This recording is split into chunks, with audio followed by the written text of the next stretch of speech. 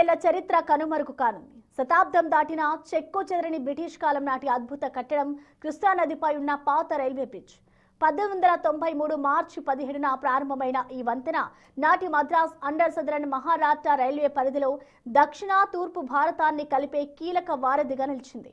ఒకప్పుడు విల్లింగ్డన్ బ్రిడ్జ్గా, ఆపై కృష్ణా ప్యాలెస్గా పిలువబడిన ఈ వంతెన నిర్మాణ శైలి నేటి ఇంజనీర్లను సైతం ఆశ్చర్యపరుస్తోంది.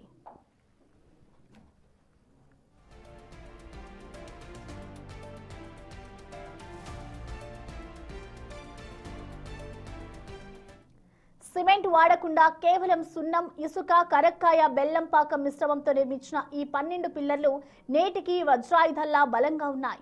వంతెన కాలపరిమితి ముగియడంతో ప్రస్తుతం ఈ పిల్లర్ల తొలగింపు ప్రక్రియ జరుగుతోంది. అయితే ఒక్కో పిల్లర్ను తొలగించడానికి శక్తివంతమైన హైడ్రాలిక్ రాక్ బ్రేకర్లకు సైతం 15 రోజుల సమయం పడుతుందంటే ఆ నిర్మాణం ఎంత పటిష్టమో అర్థం చేసుకోవచ్చు. దీనికి సంబంధించిన మరింత వివరాలను మా ప్రతినిధి నరసింహ అందిస్తారు. బ్రిటిష్ వాళ్ళు కృష్ణానదిలో నిర్మించినటువంటి తొలి రైల్వే బ్రిడ్జ్ ఇది. 1893 మార్చి 17న రైల్వే బ్రిడ్జిను ప్రారంభించారు. ప్రస్తుతం దాని లైఫ్ ముగియడంతో ఆ పిల్లర్లను ఒక్కొక్కటిగా తొలగిస్తూ ఉన్నారు. ప్రస్తుతం మనం విజువల్స్లో చూడొచ్చు. ఏదైతే విజయవాడ గుంటూరుకు సంబంధించి అప్పట్లో అటు చెన్నై విజయవాడకు సంబంధించి సరుకు రవాణాకు ఇక్కడ ఒక రైల్వే బ్రిడ్జ్ అవసరమని గుర్తించడం జరిగింది. కృష్ణానదిపై నిర్మించడం ద్వారా రాకపోకలు సులువుగా ఉంటాయంటూ కూడా గుర్తించిన నేపథ్యంలో ఈ 12 పిల్లర్లతో కూడినటువంటి కృష్ణానదిలో ఒక రైల్వే బ్రిడ్జిని నిర్మించడం జరిగింది. అప్పట్లో దీన్ని కృష్ణా ప్యాలెస్ అంటూ కూడా పిలిచేవారు. ప్రధానంగా నాటి Madras and southern Maharashtra railway పరిధిలో సరుకుల రవాణాకు దక్షిణ తూర్పు భారతాన్ని కలపడంలో కూడా కీలక పాత్ర ఈ బ్రిడ్జ్ పోషించింది. అదేవిధంగా ఇది దక్షిణ మధ్య రైల్వేలో చారిత్రక ప్రాధాన్యత కలిగినటువంటి వంతెనగా కూడా చెప్తూ ఉంటారు. అయితే దీనిని విల్లింగ్డన్ బ్రిడ్జ్ అని కూడా పిలిచేవారు. ఇది మొదటగా మీటర్ గేజ్ లైన్ కోసం నిర్మించినప్పటికీ తర్వాత బ్రాడ్ గేజ్ లైన్గా చేర్చి మిశ్రమ గేజ్గా మార్చారు.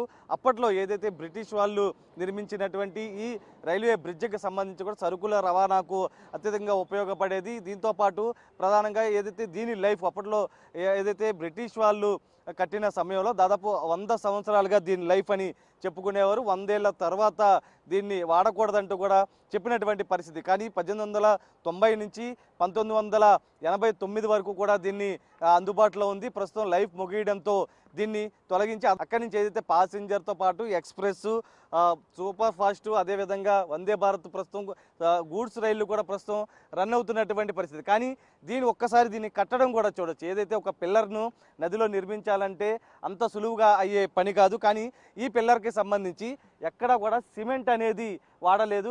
సున్నం, ఇసుక, కరక్కాయ పౌడర్, బెల్లం పాకం, అంటే దీని ద్వారా మొత్తం ఒక మిశ్రమాలలో మొత్తం కలిసిన నేపథ్యంలో వాటితో తయారు చేసినటువంటి ద్వారానే మాత్రమే ఈ కట్టడాన్ని తయారు చేసినట్లుగా కూడా తెలిసింది. ఒక్కసారి ఈ రాళ్ళు కూడా చూడొచ్చు. ఒక్కొక్క రాయి ఏ సైజు ఉందనేది కూడా మొత్తం చూడొచ్చు. ఎందుకంటే ఆనాడు కట్టడాలు ఆ విధంగా ఉన్నాయి. ఇంజనీర్లు కూడా అంతే విధంగా తయారీకి సంబంధించి కూడా దృష్టి పెట్టినటువంటి పరిస్థితి. ప్రస్తుతం ఏదైతే నది మధ్యలో నిర్మించాలంటే అంత సులువైన విషయం కాదు. దానికి ప్రత్యేకంగా థియరీ కూడా అవసరం ఉంటుంది. కానీ వాటికి సంబంధించి ప్రస్తుతం ఏదైతే మొత్తం కూడా సెట్ చేసిన నేపథ్యంలో దాదాపు దీని ప్లాన్ కోసమే 3 ఏళ్ళు మొత్తం కష్టపడినట్లుగా కూడా తెలుస్తుంది. అంతేవిధంగా ఈ పిల్లర్ల నిర్మాణం కోసం కూడా ఏదైతే అప్పుడు నదిలోకి సంబంధించి కూడా వాటర్ ఉన్న సమయంలో కూడా ఈ పిల్లర్లను నిర్మించేవారు. దీనికి సంబంధించి కూడా ప్రధానంగా ఈ పిల్లర్లకు సంబంధించి ఏదైతే సిమెంట్ అనేది ఎక్కడ వాడలేదు. కేవలం సున్నం, ఇసుక, కరక్కాయ పౌడర్, బెల్లం పాకంతో కూడినటువంటి మిశ్రమం ద్వారా తయారు చేసిన తర్వాత మాత్రమే చేస్తుంది. ఎందుకంటే సిమెంట్ అనేది వేస్తే కనుక దాదాపు 2-3 రోజులు ఆరడానికి సమయం పడుతుంది. కానీ వీటికి 6 నెలల సమయం పడుతుంది. మిశ్రమం మొత్తం కలవడానికి, కలిసిన తర్వాత మెటీరియల్ అవ్వడానికి కూడా 6 నెలల సమయం పడుతుంది. 6 నెలల తర్వాత దీని అనేది ఒక రూపు వస్తుందంటూ కూడా అప్పుడు ఇంజనీర్లు ఏదైతే ఆర్కియాలజీ డిపార్ట్మెంట్ పుస్తకాల ద్వారా చెప్పినటువంటి పరిస్థితి. ఏ మాత్రం చిన్న తప్పిదం జరిగినా కూడా ఏదో సాధారణంగా ఏదైతే ఒక బ్లాస్టింగ్ చేసో లేకపోతే ఇతరత్ర మెటీరియల్ పెట్టో దీన్ని కూల్చివేయడం సాధారణమే. కానీ ఏ మాత్రం చిన్న పొరపాటు చేసినా కూడా పక్కన ఉన్నటువంటి రైల్వే బ్రిడ్జ్ పైన దీని ఎఫెక్ట్ పడుతుంది. కాబట్టి ఆచితూచి వ్యవహరిస్తున్నారంటూ కూడా తెలుస్తుంది. ప్రస్తుతం వీటికి సంబంధించి ఏదైతే ఈ పిల్లర్లను ఒక్కొక్కటిగా తొలగిస్తూ ఉన్నారు. వీటికి సంబంధించి ప్రధానంగా ఏదైతే జేసీబీలు పెద్ద ఎత్తున తీసుకువస్తున్నారు.